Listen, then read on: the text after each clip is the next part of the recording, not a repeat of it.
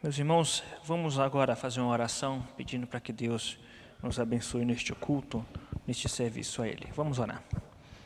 Senhor nosso Deus, nós queremos te pedir perdão, Pai, por todos os nossos pecados, te pedir que o Senhor tenha misericórdia de nós e, conforme o Salmo 103, que o Senhor não nos trate, Pai, segundo as nossas iniquidades, mas que o Senhor nos trate, Pai, com o amor e a misericórdia que o Senhor revelou em Cristo Jesus. Te pedimos que o Senhor nos oriente na palavra, que o Senhor nos eduque na palavra, para que possamos ser famílias que refletem o Teu caráter neste mundo caído. Se conosco, recebe nossa adoração, nosso culto a Ti, Pai, em nome de Jesus. Amém. Meus queridos irmãos, vamos agora abrir nossas Bíblias em Efésios, carta de Paulo aos Efésios, capítulo 6.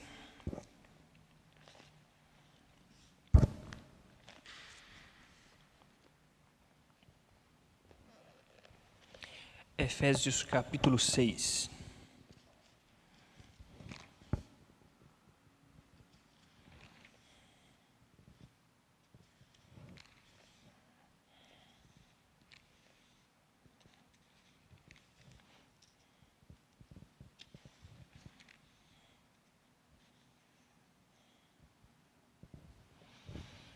Efésios capítulo 6, versículo 1 a 4.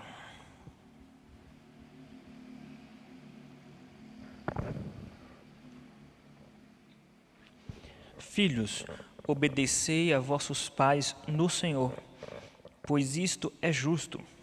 Honra teu pai e a tua mãe, que é o primeiro mandamento com promessa, para que te vá bem e sejas de longa vida sobre a terra. E vós, pais, não provoqueis vossos filhos à ira, mas criai-os na disciplina e na admoestação do Senhor. Vamos orar mais uma vez, peça para que Deus fale ao seu coração. Senhor nosso Deus, nós queremos te agradecer por Tua palavra, nós cremos na ação sobrenatural do Teu Espírito Santo na transmissão da Tua palavra. Uma ação sobrenatural e ao mesmo tempo graciosa, não levando em conta os nossos pecados, tanto de quem transmite a palavra como de quem recebe a palavra. Tão somente o sangue de Cristo na cruz. Glorifica o Teu nome, exalta a Tua palavra nesta manhã. E que o Senhor venha nos exortar para que possamos crescer espiritualmente como família e como igreja. Em nome de Jesus, amém. Meus queridos irmãos, nós infelizmente somos uma geração marcada por pais perdidos na educação de seus filhos. O que é muito comum nós observarmos, nós percebermos e encontrarmos pais que estão completamente sem rumo, sem orientação sobre como educar seus filhos. Aliás, existe uma orientação, mas os pais estão perdidos, não sabem como educar seus filhos. É claro que existem exceções, mas no geral, na grande maioria dos casos, os pais estão perdidos sobre a educação de seus filhos. E isso é perceptível tanto no desespero dos pais como no comportamento das crianças, dos jovens, dos adolescentes, por causa dessa situação nas famílias. Bom, a causa principal disso são duas causas principais dos pais dessa geração serem pais assim perdidos, sem saber como educar seus filhos, sem ter controle dos seus filhos. A primeira causa é uma causa subjetiva, uma causa emocional, diz respeito à insegurança dos pais. Como também é uma geração onde esses pais mais novos, mais jovens, são pais que têm, em sua grande maioria, muitas dificuldades psicológicas ou emocionais, como insegurança. Isso traz problemas no trato com o filho. Pais inseguros porque já têm uma raiz de problemas emocionais, como depressão, ou tendência à depressão, ou crise de ansiedade, ou outros problemas, ou simplesmente problemas de rejeição. Esses pais que têm esses problemas emocionais, essas lacunas emocionais em sua alma, obviamente terá dificuldades para educar com firmeza e amor seus filhos. Então, meus irmãos, essa é a primeira causa, a insegurança. Porque pais que têm problema, por exemplo, problemas de rejeição, esses pais vão ter dificuldade de serem mais firmes com seus filhos, porque eles vão ter, inclusive, medo de não serem amados por seus próprios filhos, caso eles sejam muito duros na correção. E por causa dessa insegurança, eles evitam de corrigir de uma maneira mais dura quando é preciso. Então, a primeira causa dos pais estarem perdidos é a causa emocional, é a questão da insegurança emocional dos pais. Uma outra causa, meus irmãos, é por causa da influência das ciências sociais, especialmente pedagogia e psicologia, não em sua totalidade, mas eu estou falando de alguns pedagogos e alguns psicólogos que não são de linha, ou que não têm uma influência cristã, que são estudiosos ou que são profissionais ateus, ou pelo menos não compartilham da visão bíblica. Essas pessoas dão conselhos aos pais dessa geração para que evitem de serem mais duros com seus filhos na educação, na orientação aos filhos. Isso, não estou falando apenas da educação verbal, estou falando inclusive da disciplina física. Então é muito comum nós ouvirmos pedagogos e psicólogos dizendo que os pais não devem disciplinar fisicamente seus filhos, mesmo diante de uma necessidade. Aliás, no argumento deles, não há necessidade disso. Então, quando os pais dessa geração ouvem os conselhos de pedagogos e psicólogos dizendo que não se deve agir com mais firmeza ou até mesmo com intervenção física, de uma disciplina física, certamente isso influencia ainda mais os pais desta geração. Essas são as duas principais causas, meus irmãos, de os pais estarem perdidos, os pais desta geração, na educação de seus filhos, por causa de uma insegurança que já existe em seus corações e por causa da influência de profissionais da área de pedagogia e psicologia que têm dificuldade com a disciplina física ou com a disciplina mais firme.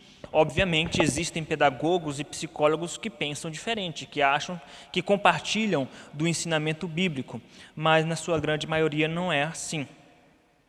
Também nós somos marcados não só por pais que estão perdidos na educação de seus filhos, nós somos uma geração marcada também por filhos rebeldes.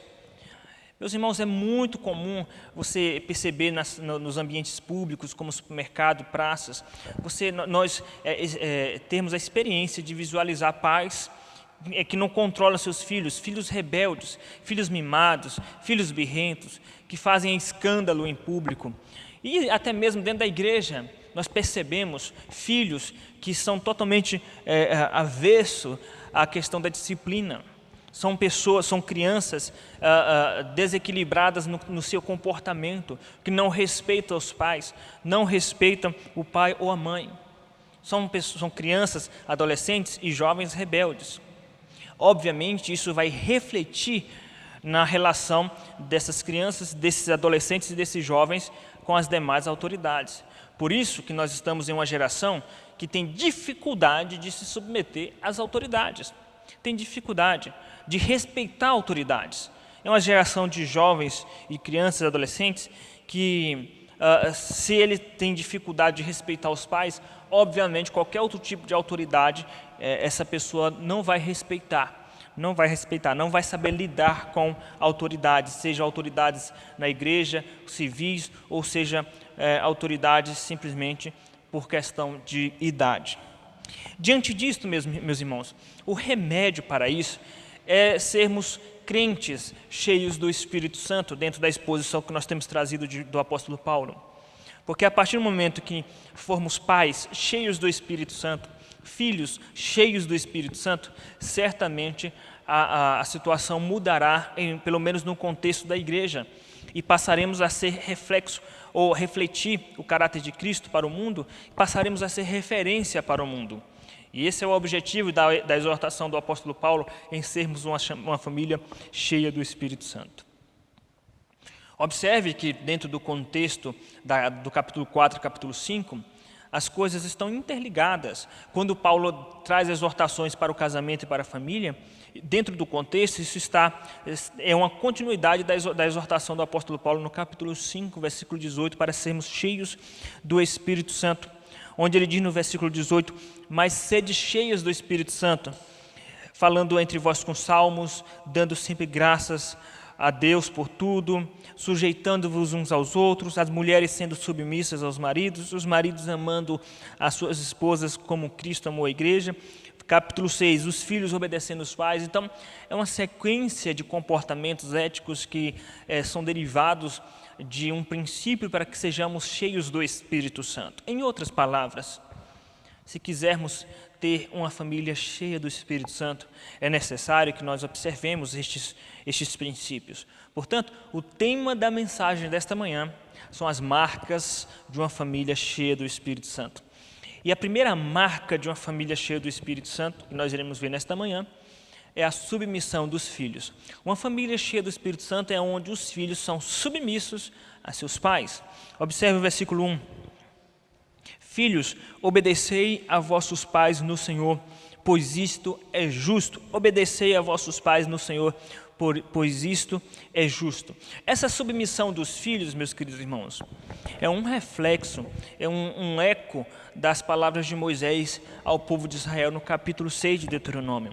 Porque, inclusive, o verbo obedecer aqui é da raiz de akuo, da onde se deriva em português acústica. Em português, geralmente, essa palavra equivale à palavra acústica, de sonoridade, de dar ouvidos. Então, akuo em grego é dar ouvidos. E essa palavra equivale exatamente ao Shema Israel de Deuteronômio capítulo 6, versículo 4. Ouve, ó Israel. E naquele contexto onde Israel tinha que ouvir Deus como o Senhor, como o Pai, Deus nos instrui também a que nós eduquemos nossos filhos nos caminhos do Senhor, na lei do Senhor, de maneira que nós possamos falar desta lei andando pelo caminho ao deitar, para inculcar em nossos filhos, colocar na cuca, né? Inculcar em nossos filhos a lei do Senhor. E nesse sentido, os filhos devem ouvir a lei do Senhor e devem ouvir os pais. Obediência no sentido de dar ouvidos aos pais. Então, essa submissão é dar ouvido aos pais, especialmente porque os pais são representantes de Deus no lar. Então, essa submissão, ela implica, então, em um ato de obediência, de dar ouvidos às ordens dos pais. Não só as ordens, mas os conselhos diversos que os pais dão a seus filhos. Então, essa é a primeira característica desta submissão, dar ouvidos. É uma submissão que implica em obediência. Essa submissão também aos pais diz respeito ao trato. Como tratar os pais? Diz respeito à honra. Versículo 2. Honra a teu pai e a tua mãe. Isso faz parte da submissão. Se você quer ser um crente cheio do Espírito Santo, se você quer ser um filho cheio do Espírito Santo, comece obedecendo seus pais. Comece honrando seus pais. É interessante que é muito comum percebermos que existem filhos que têm vergonha de seus pais, né? Têm vergonha da presença de seus pais. Deveríamos, na verdade, honrar, respeitar. E honrar significa não só dar o devido respeito, elogiar os pais em casa, elogiar os pais fora de casa, mas também cuidar dos pais quando eles precisarem. Como, por exemplo, na velhice. Quando os pais chegam na idade da velhice, o que é muito comum de se ver, são os filhos jogando um para o outro. Não, quem vai cuidar é você. Não, quem vai cuidar é você. Agora é sua vez. Não, agora é sua vez de cuidar do pai, ou é sua vez de cuidar da mãe. Não, vamos colocar no asilo, vamos fazer o orçamento. Então, é aquela dificuldade, porque a geração que não honra seus pais, certamente vão transferir para outros o cuidado que é devido aos pais. Nós temos que entender que essa submissão, ela implica em obediência. Essa submissão dos filhos é uma submissão que implica em honra. Essa submissão dos filhos é uma submissão teocêntrica. Versículo 1. Filhos, obedecei a vossos pais no Senhor. Por que ela é uma submissão teocêntrica, né? Que tem Deus como centro, tem o Senhor como centro? Porque os filhos têm que entender que os pais representam Deus no lar. Eles representam a autoridade do Senhor no lar. Por outro lado, os pais têm que transmitir essa autoridade através do ensino da palavra de Deus. Por isso que essa é uma obediência no Senhor, porque leva em consideração a liderança dos pais como representantes de Deus no lar. Por isso que crianças que não conseguem ser submissas aos pais, dificilmente vão ser submissas a outras autoridades. Ela é teocêntrica também porque a obediência aos pais tem um limite. E qual é o limite? Obedecerem os pais até onde os pais não exigem desobediência dos filhos na palavra. Talvez você pense, mas é um absurdo os pais exigirem que os filhos desobedeçam a Deus. Graças a Deus, em nosso contexto, pelo menos isso não acontece. Mas você imagina, por exemplo, numa família de muçulmanos, onde um filho resolve se converter, né, a Cristo, os pais vão exigir que essa criança, que este jovem, volte atrás da sua decisão e abandone a Cristo. Ou seja, isso na verdade acontece, e é muito comum acontecer isso nos contextos do islamismo, e não só do islamismo, como de muitas outras religiões, onde os pais exigem que os filhos voltem atrás da decisão e abandonem os caminhos do Senhor. Então é uma submissão no Senhor. A partir do momento que os pais exigem que o filho descumpra os mandamentos bíblicos, então a prioridade é obedecer a Deus e não a homens. Então, meus queridos irmãos, a obediência é a submissão que implica em obediência, é uma submissão que implica em honrar o pai e a mãe, é uma submissão que implica em uma obediência teocêntrica, né? E essa submissão ela tem uma razão de ser. Por que os filhos têm que ser submissos aos pais? Por duas razões. Porque é o justo. Versículo de número 1. Filhos, obedecei a vossos pais no Senhor, pois isto é justo. É o justo, porque os pais se dedicam a vida toda para criar seus filhos.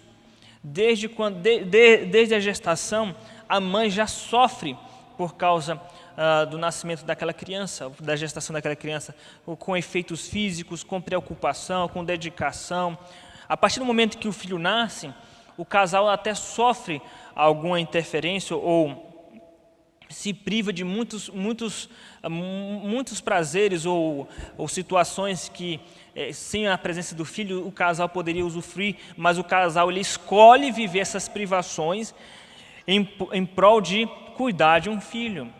Tá? Então, é uma renúncia que acontece por parte dos pais. A vida toda, depois que o filho nasce, essa renúncia é para a vida toda. Os pais se preocupam dia e noite com os filhos, mesmo depois que os filhos se casam.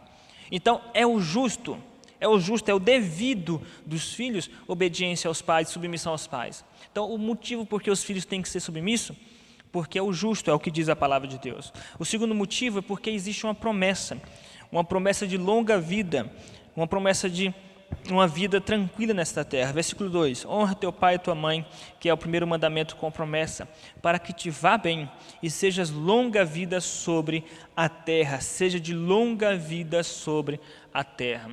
Essa expressão em grego longa vida, né, é macrocronios. Macrocronios em grego significa macro de algo grande, né, cronios de tempo, né, cronos, de cronológico, de tempo. Então, macrocrônio significa um tempo longo, para que você viva bastante tempo nesta terra. Mas não é só o viver por viver, mas viver com tranquilidade, viver com satisfação nesta terra. É necessário que você ouça os conselhos de seu pai e de sua mãe, porque isso é justo e porque existe uma promessa de viver bem nesta terra. E esse viver bem nesta terra vai ser decorrente tanto de conselhos bons dos pais, como também pela obediência, como a recompensa do Senhor pela obediência aos pais. Meus queridos irmãos, a primeira marca de uma família cheia do Espírito Santo é a submissão dos filhos, onde os filhos são submissos aos seus pais. A segunda marca de uma família cheia do Espírito Santo é a educação dos pais, ou a educação que os pais dão a seus filhos. Versículo de número 4. E vós, pais, não provoquei vossos filhos a ira, mas criai-os na disciplina e na admoestação do Senhor. Na disciplina e na admoestação do Senhor. Essa, na verdade, é a maior herança que os pais podem deixar a seus filhos. A educação, a instrução. Educar os seus filhos, especialmente educá-los no caminho do Senhor. Entendendo, meus irmãos, que tudo que você ensina para seus filhos, isso vai marcá-los para o resto da vida. Tanto o seu exemplo, o seu modelo, o seu comportamento, que é a maneira mais imediata de educar, é através do exemplo, porque os filhos eles aprendem não só com as palavras, mas especialmente com o comportamento do pai e da mãe. Tudo aquilo que você faz e que você fala. Se os seus filhos te flagram orando, lendo a Bíblia, isso já vai ser de grande valia para a vida toda dele e dela quando eles crescerem. Então, eduque através do seu exemplo. O exemplo é de grande importância nesse processo pedagógico. Nós temos que entender que essa educação ela é tanto instrutiva como corretiva.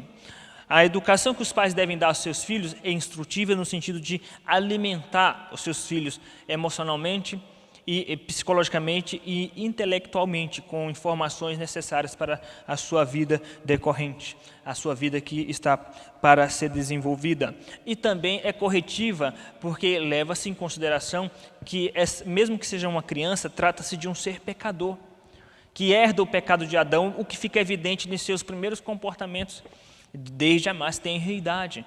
E, portanto, como é um pecador, como a Bíblia diz que o homem se desvia, ele é corrupto e se desvia do Senhor desde a sua mocidade, ele precisa de correção constantemente. Então, educação instrutiva, versículo 4, e vós, pais, não provoqueis vossos filhos a ira, mas criai-o na disciplina e na admoestação do Senhor. A admoestação aqui são as instruções que os pais têm que dar ao Senhor. Uma educação instrutiva, inculcando a lei do Senhor a seus filhos, ensinando as sagradas letras, como a mãe e a avó de Timóteo fizeram com ele. Então nós temos que de fato ensinar a lei do Senhor. Antigamente, os pais, especialmente os pais presbiterianos, os puritanos também, eles dedicavam muito tempo ensinando seus filhos o catecismo breve e o catecismo maior de Westminster, onde ali existem perguntas instrutivas aos filhos, coisa que os pais de hoje, mesmo presbiterianos, nem em sua maioria, nem sabem o que significa catecismo breve. Então, isso significa o quão distante nós estamos de nossos filhos na educação, nos caminhos do Senhor. Mas não é apenas uma educação instrutiva, mas é uma educação corretiva, versículo de número 4. E vós, pais, não provoqueis vossos filhos a ira, mas criai-os na disciplina e na admoestação do Senhor. Criai-os na disciplina. Provérbios, meus irmãos, capítulo 13, Provérbios, capítulo 22, fala constantemente sobre a necessidade de disciplinar com vara, que são textos conhecidos de todos, para nós não afastarmos a vara da criança, para que ela não venha nos envergonhar.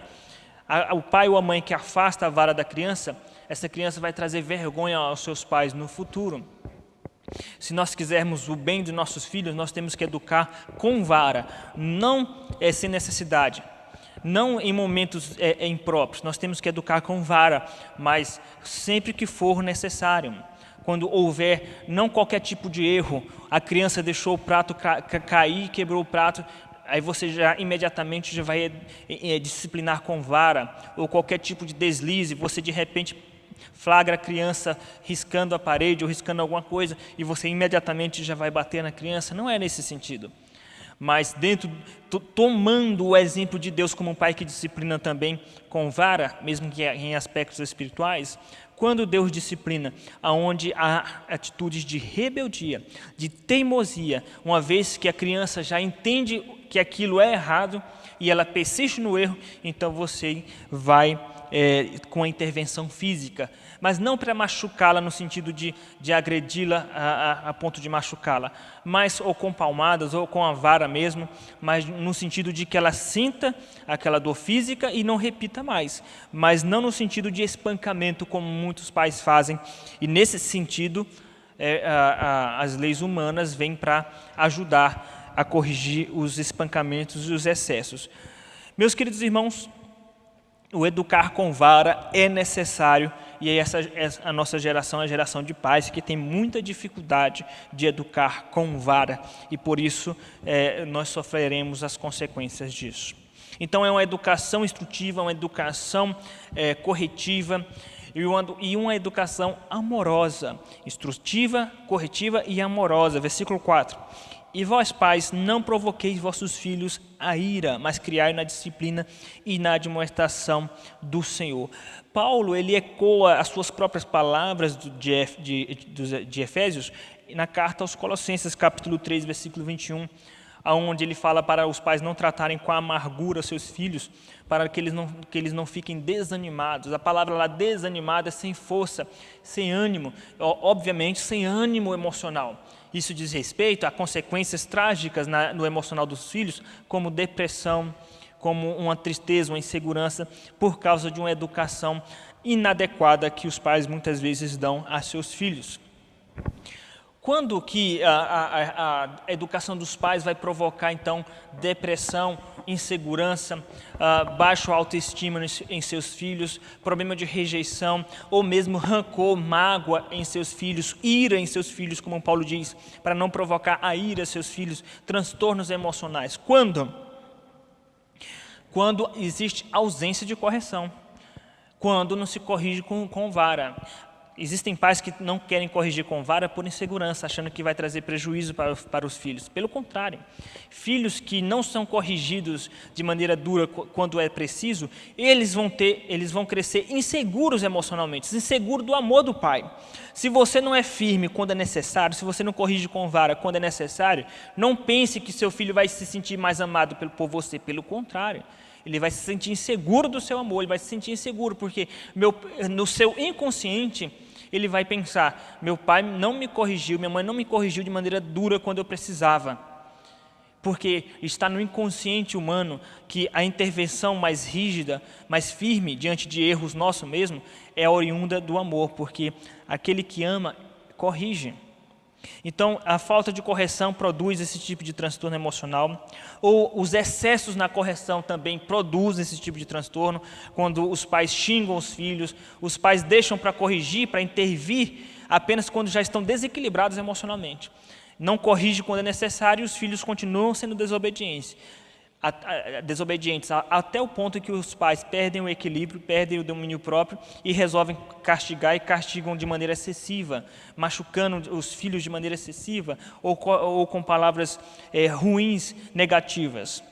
Quando existe injustiça na correção também, isso traz transtorno. Quando os pais corrigem mais uns filhos do que outros, sem necessidade ou de maneira injusta, privilegiando outros em detrimento de outro filho.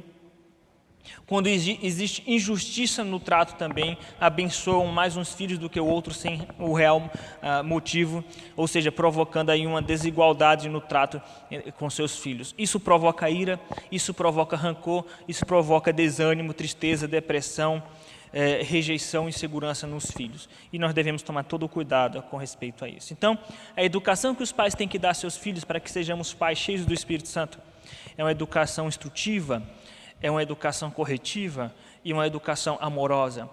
Então, as marcas de uma família cheia do Espírito Santo é uma família onde existe submissão dos filhos e educação dos pais, ou educação dos pais para com seus filhos. Essas são as marcas de uma família cheia do Espírito Santo. Que Deus assim nos abençoe. Vamos orar para encerrar. Senhor nosso Deus, queremos te agradecer por Tua palavra, Pai, e pedir que o Senhor continue nos abençoando neste domingo com Tua graça e misericórdia. Tudo isso nós te pedimos em nome de Jesus. Amém, Senhor. Que a graça do nosso Senhor Jesus Cristo, o amor de Deus revelado na cruz e a comunhão do Espírito Santo seja sobre cada um que está nos assistindo desde agora e para sempre. Amém. Meus queridos irmãos, estamos encerrando o culto ao nosso Deus. Logo mais às 10 horas da manhã haverá aula da Escola Dominical através do aplicativo Webex, para as respectivas salas de aula da nossa igreja, mas também para aqueles que têm dificuldade de acessar o aplicativo, nós vamos replicar esta aula às 11 horas, através de uma live pelo Facebook e o Instagram da igreja. Então, às 11 horas teremos também aula da Escola Dominical e às 18 horas nós teremos o culto solene ao nosso Deus. Que Deus os abençoe, um bom domingo a todos.